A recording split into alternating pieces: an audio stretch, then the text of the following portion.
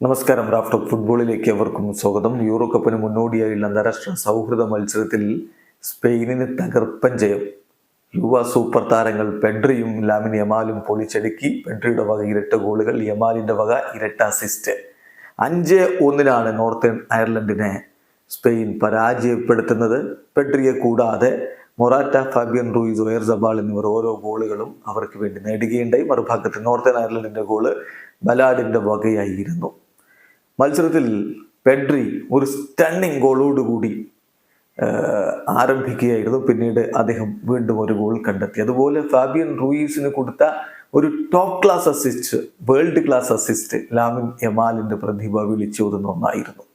എന്നാലും യമാലിനെ ഒക്കെ പിൻവലിക്കുന്ന ഘട്ടത്തിൽ ഒരു 16-കാരന് വേണ്ടി സ്റ്റാൻഡിങ് ഓവേഷൻ കൊടുക്കുന്ന ആരാധകരെ നമ്മൾ കണ്ടു.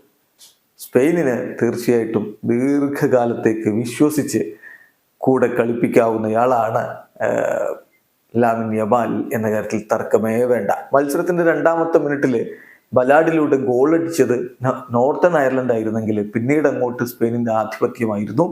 12ാമത്തെ മിനിറ്റിൽ പെഡ്രിയുടെ സ്റ്റണ്ണിങ് ഗോൾ വരുന്നു.